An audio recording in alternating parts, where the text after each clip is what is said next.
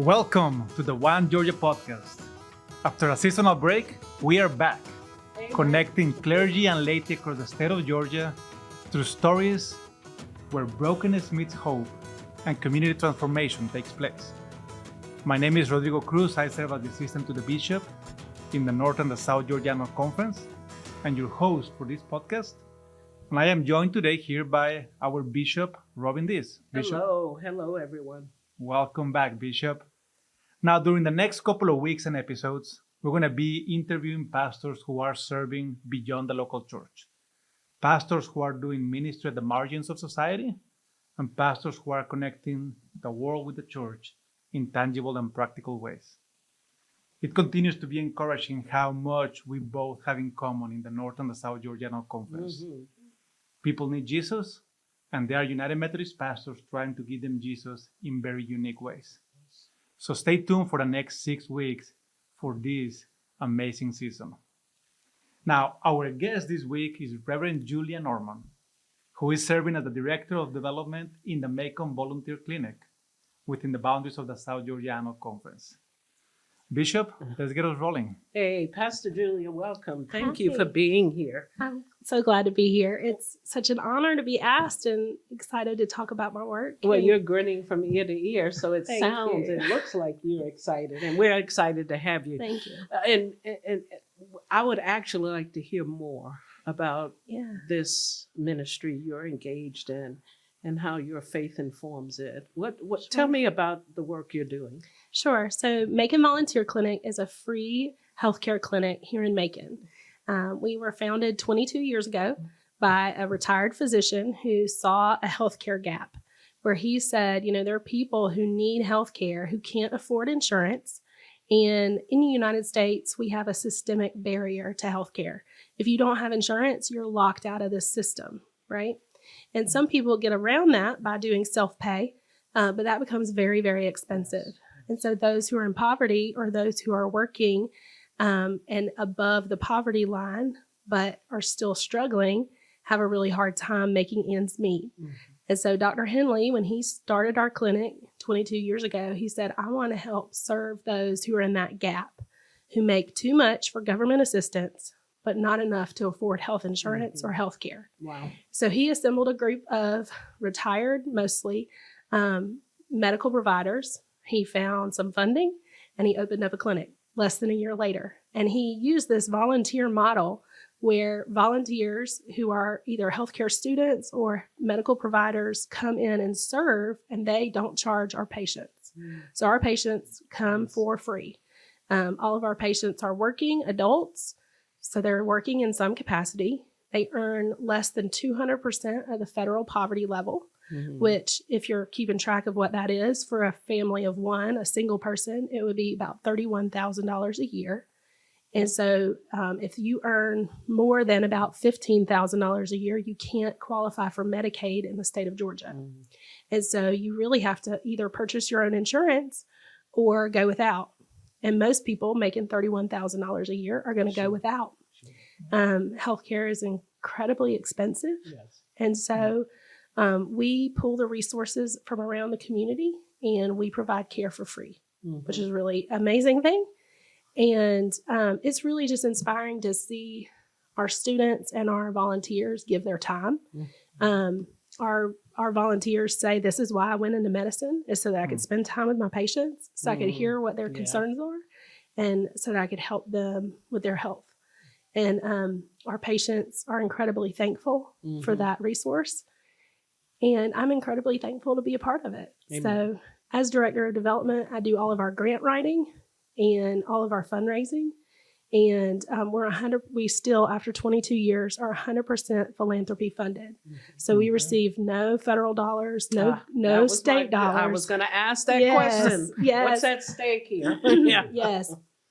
So, and we actually are so much more efficient than a lot of government agencies that do this because we're such a small organization.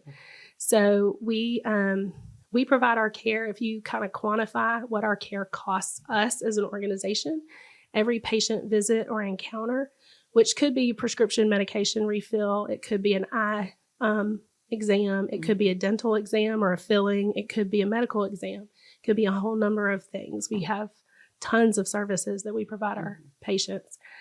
It comes to an operational cost of $110, which, as you can hear, I have a little bit of a sinus infection going on here. Yes. And I went to the Minute Clinic. They charged me $119 out of pocket. So I paid more to go to the healthcare clinic than my patients even cost our patients to come. And of course, our patients pay $0. They receive all of our care for free. How many patients do you have? Yeah, so roughly? annually, every single day we have different patient count because some patients are always qualifying and some patients are always moving off of our rosters because they've gotten better hours at work. They might have become full-time. They might have moved, other reasons why they don't qualify for our services anymore. So last year we had 321 patients, and we just moved into a brand new building, which I'm really excited to talk about. And with that new building expansion, we've expanded into 13 counties in middle Georgia. So we now will accept patients from any county in the North Central Health District. So that's 13 counties. Does that include children as well? It does not. No, because one of the intricacies of healthcare is that so Medicaid coverage is what our government provides for low-income people, right? And in the state of Georgia, to be an adult, to qualify, you have to make 100% of the federal poverty level or less. So for that family of one or even a family of five, that might be somewhere in the neighborhood of like $50,000 to $60,000 a year, right? For a child under the age of 18, their family can earn up to 247% of the federal poverty level. So for example, I'm a family of four. It's me plus my three kids. I might not qualify for services in Medicaid, but my kids would qualify. Does that make sense? Yes. Yeah. So children's health care is much easier to fund and is an easier ask for our government dollars, which makes sense because that's preventative care, that's vaccines, that's getting people on the right path. But somehow when we turn 18 and we're supposed to be productive members of society, we no longer can qualify for the same services. So that's what leads to that healthcare gap. How long have you been doing this work? A little over 2 years. Yeah, so I served in the local church in children's ministry for 12 years, I think. Yeah, at three different churches, one of which was here in Macon. And then after the pandemic, our church decided that they needed to downsize their staff and right-size their staff, which made perfect sense. And so I moved into extension ministries. And I worked as a chaplain at a local hospital for a year and then started at the clinic in January 2023. Tell us about the footprint of the clinic itself. Yeah, so we just moved into a brand new building that is 11,000 square feet. We have 9 exam rooms and 1 eye exam space and then 4 dental chairs, as well as admin offices and community education space. It's just a beautiful building. I'd love to have you come anytime. Sure. Do you want to come have downtown. your own office? I do. So I'll be there. I have my own office. And it has beautiful windows. It's my first time having an office. Where is it located? It's actually on the campus of Mulberry Street United Methodist Church.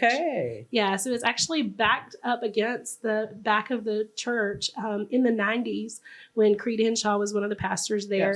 They wound up purchasing this land that it was at the time a medical office building. And it actually had been vacated about 4 years ago, maybe 2 years ago, by the renter who was renting that space. And the pastor at the time, Ted Goshorn, and I were talking at some point, and he said, we have this building for sale, and it's a medical office building. And he knew we were looking for a new space. And I said, well, to be honest, we're not looking to buy a building. We're looking to either get a really low rent or I don't know what we'll do. And he said, well, let's put the right people in the right rooms and let's talk about it. And so they did. And our executive director and the leadership of the church got together and talked, and our board of directors and their admin council and other people got together and decided that what they would do was rent the space to us for $1 a year for 30 years.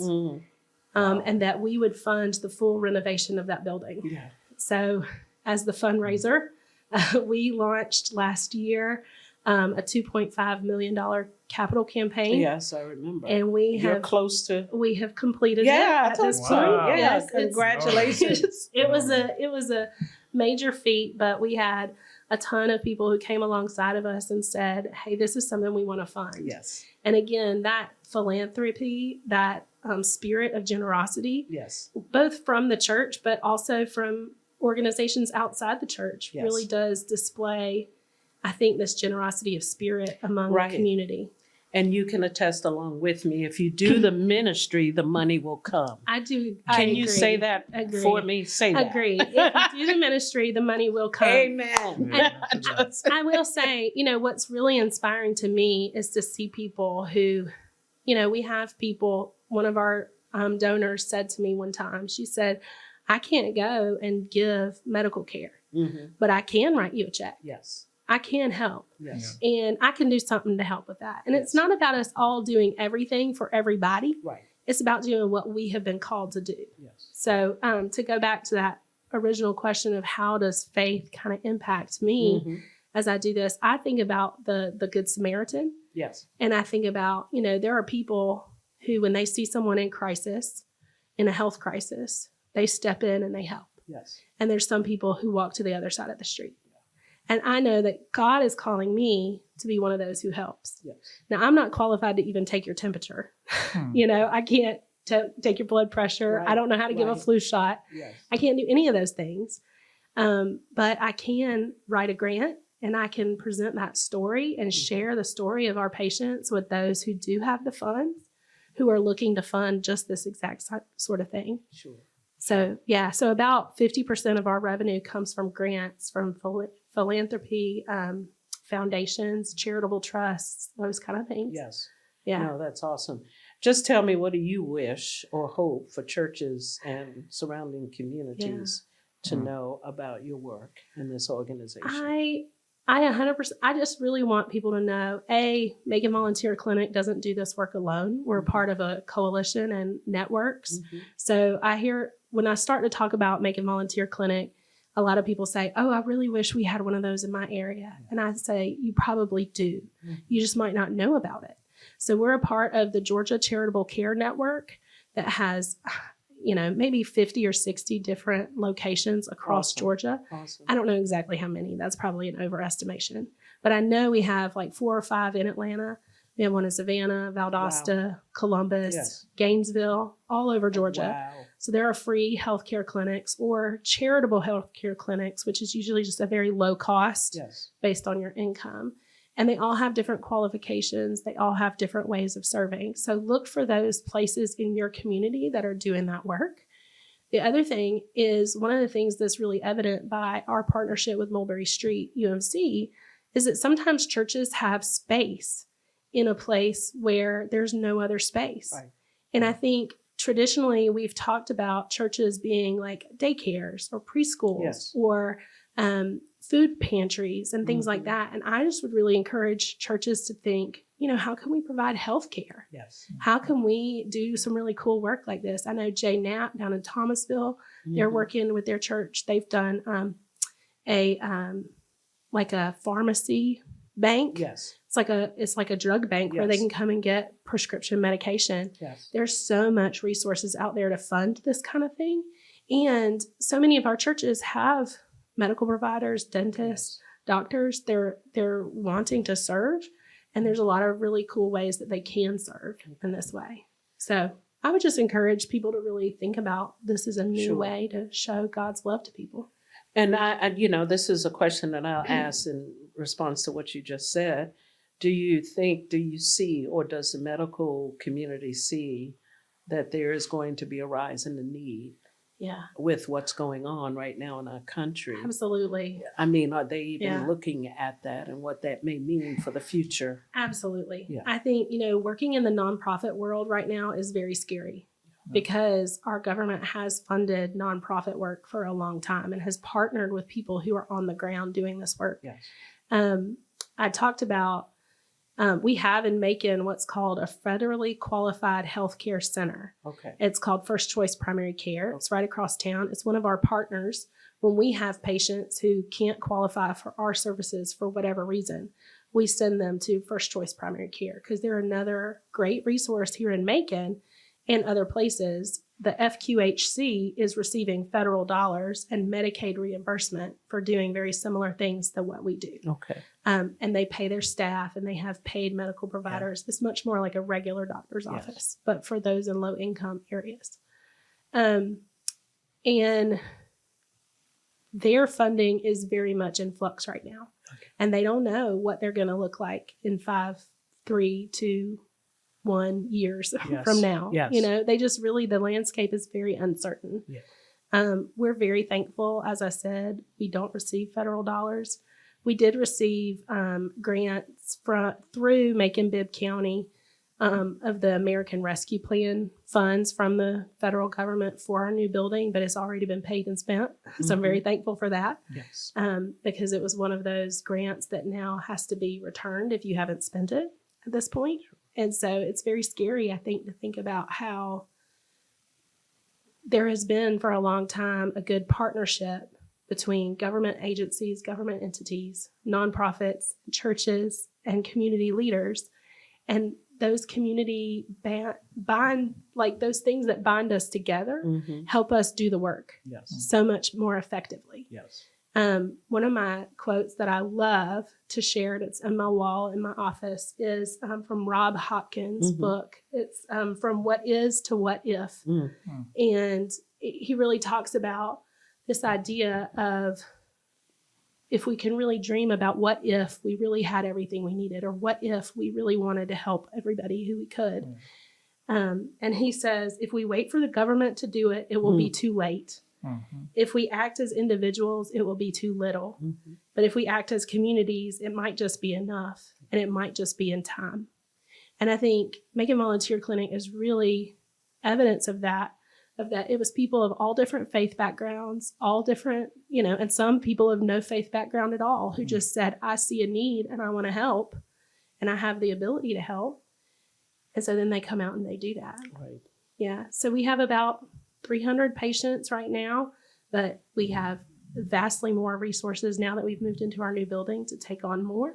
Awesome. We have 153 active volunteers who come in and out every single day, or some might serve like once a quarter, and some people serve every single week. So it's just really inspiring to see them give their time.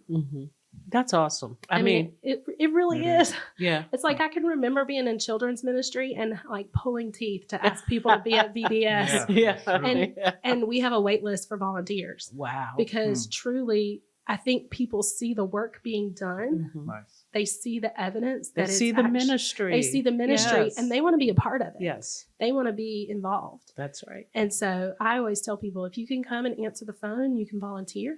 If you have medical knowledge and medical care in your background, we'll put you to work. Awesome. You know, and our patients will be incredibly grateful every single time they come. Wonderful, wonderful. Yeah. It's time for the church to be the church again, That's right?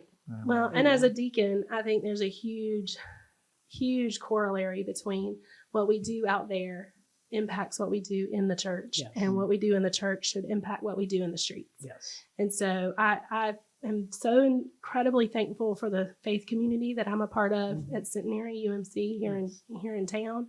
And my pastor and our community engagement is just through the roof. But to get to go to work every single day and get to share true life-saving healthcare with people. Yes. I mean, it's incredible. It is. It's incredible. Thank you. That was awesome. What you got, Rodrigo? So Julia, two things. The first I can talk one. all day. I can talk all day. This is what I Thank do you. all day, every day. So, you know, one of the blessings of us United Methodists is real estate, right? We have buildings almost in every corner of the state. And in most cases, empty buildings, right? Yeah. So if there's a pastor or lay people on the other side of this podcast wondering, okay, you know, what it would look like if we repurpose our facilities for something like this, just any word of advice? I think I would say go to your local leaders, because you probably Right. have people in your church who are a part of the county commission Yes. or the local mayor, and say, Mayor, what do you need? Mhm. What do you need space for? Mm-hmm. Do you need us to be a voting precinct? Maybe you need us to do feeding programs in the summer for Mhm. kids. Maybe because every single locality, every single community has a different need, and then I think you just listen to where God's calling you Mhm. and say, what resources do we have and how can we hold them with open hands to let God do the work? Wow. Because I do think God will show the funding. Yes. Because I don't think that it's even about, we have to provide, so much health care in a certain way, like I always think. So the power of what we do is just astronomical because, like I said, our patient encounters are about $110 each, but that's our operational cost. The actual dollar figure of estimated services that we provided to our patients is $1.6 million. Yeah. And it just is evidence to when we all pool our resources together, we can do so much more. Yes. And Yeah. so I think there's a community leader out there in every single community that's Yeah. saying, if I just had a space that could feed, Yes. that could seat 20 people, Yeah. if I just had a place that had a microphone and a pulpit that I could speak from to a group, Yeah. if I just had a place that had a full kitchen and some tables and chairs, and your church has that. Mhm. Your church has that. I don't care if you have 20 people in the pew Right. or 200 people in the pew. Right. You have something that somebody in your community can Yes. use Love it. to help alleviate pain and suffering in your community right now. Mm. And I think sometimes we get lost when we start to say, oh, well, they're not going to preach about Jesus. Yeah. They're not going to say the name Jesus. Mhm. So therefore, I shouldn't let them Yeah. use our space. Yeah. Yeah. And I don't use my faith, my reverend title that often at work because sometimes that's a turnoff to people. Yes. Yeah. Yes. But at the same time, what is in my heart every single time that I write every single grant is showing that Good Samaritan spirit Yes. of saying, I see someone in crisis and I'm going to step in and help, Mhm. but it's really, really powerful to see the hands and feet of Jesus at work, even when we don't call it Jesus. Yes. You know what I mean? Yes. I Even know when exactly what you we mean. don't put that, That's it's like right. a little secret. That's right. It's like a That's little right. secret That's right. Jesus slipped in there. Yeah, like when I tell people, no, when they ask me, what do you do? I said, I'm in human resources. That's it. Don't tell them I'm bishop. I did have Then- yeah, never mind. That's an off mic But God is story. still working in human resources, you know? Absolutely. about that. Yeah, absolutely. Well, Julia, now, any questions you may want to ask the bishop? Okay, so I really thought this through. Okay, so I listened to the whole first season and I tried to come up with a question you had not been asked. Okay. Okay, and I love seeing you get Caleb, your new puppy. Okay, and then I loved the fact that you went out there on Facebook and were like, "What should we name the new puppy?" Okay, so it made me wonder, where did you get your name? How did you become Robin Dease? My mother named me Robin. Now, I wish she had named me Robin, spelling it with the Y instead of the I. Okay, So, growing up, I hated my name because everybody else had cool names. So my nickname was Roxy. okay, So my friends growing up and whatnot, my uncle called me Roxy. He said, because it sounded bitchy. And so just so you know, that's what, so I loved it Roxy has a little bit more than more moxie. That's It has a little more oomph to it than Oh. Robin. I love But it. yeah, there was not, I think, when my mother got down to number 10, which I was, there were Wow. no middle names. No. So she got tired of, You just had one name. So I just have Robin Dease. There is no middle name. I love that. Okay. I love that so much. I love that. But no significance behind it whatsoever, except, Robin Redbreast is what came to her mind. Okay. So, okay. I can imagine. I'm a mom of 3 boys, and I know how difficult it was for me to come up with that third boy name after. Yeah. I'm not sure that there's any good names left. I think after 10, I would have been really struggling too. So no real significance. that. It's just, okay. I love that. Anything else you need to know? No, I'm good. All right. All right. Cool. We appreciate you and thank you for the work you're doing. Thank you. It's hard work, but it's good work and it's Yeah. needed work. Well, I will say it's joyful work. Yes. I think it's joyful work. I have never been, I mean, like I said, I worked in the local church for 13 something Mhm. years. And that is hard work. Yeah. It is It is. exhausting work. Yes. It is like pulling teeth Yes, sometimes yes. to get, and I was telling Rodrigo, you know, when I left the local church, I was just completely burnt out Yes. in ministry. Yeah. And I had very little oomph and pizzazz Yeah. ready to go back to work every day. And I am so thankful that God has given me a place to serve with Mhm. joy again. Mhm. And it just so happens it's outside the local church. Amen. I think there's many people who are serving with this much joy in the Yes. local church. Yeah. But for me and my story, it has been a redemptive moment to say, let me do something completely different. Good. Do something. I went in for my interview and I said, I have to confess, I've never written a grant before in my life. Now, in the last 2.5 years, I've written grants and received donations of, I think, $5 million. That Oh, is wow. I awesome. mean, it's just with our $2.5 million Yes. campaign. Yes. Just got a phone call today from the Truist Foundation Yes. out of Atlanta. Breaking news, they're giving us $50,000. Amen. So it's like, you know, you really hold it with open hands and you really share that story with people and people see the value and they want to fund it. They Praise really do. God. It is such an inspiring thing to be a part That's of. awesome. Well, Thank we- you for your leadership. Thank you. Thank you. Thanks for approving my appointment. Like, putting me to work. You hear that? Yeah. That's I'm right. responsible for that. That's right. Well, and as a deacon, I always say I itinerant to the spirit, less the bishop. But the bishop does approve my appointment. And I coordinate for South Georgia Extension Ministries breakfast this year. Yeah. And it is always so inspiring to see the Yeah. different ways that people are serving. Yes. I really do believe this is a growing edge for the church. Mhm. Is how can we be in these non-traditional roles and Yes. non-traditional means of ministry? I mean, exponential growth Yes. is out there. Yes. Thank That you. that is precisely the purpose of this second season, right? Seeing the Yeah. beauty of the connection and people love living their callings in powerful and Yes. tangible ways. Yes. Yeah. And I have to Yes. say a big thanks to, like I said, Mulberry Street UMC has been just amazing. We did our ribbon cutting of our new building on March 14th Mhm. and then opened up on St. Patrick's Day, which was Nice. really lucky and fun. But Reverend Jack Varnell, who's Yeah. the pastor there, came Yes. and did our dedication. He sits on our board as an ex officio member. And so Good. like the church is at work Yeah. in what we do every single day. Which is Thank you, fun. Mulberry. Yeah, thank you, Mulberry. Thank you both for these wonderful conversations. Yes. To our listeners, if you want to keep learning from Reverend Julia and how to, maybe repurpose your facilities for the sake of the kingdom, Yes. right? Or how to help your church to flip the script and lead with ministry and let the money follows. Mhm. You can find her information in the contact information here in the podcast. Now, one of the biggest blessings of the connection is also be able to be in prayer for one another.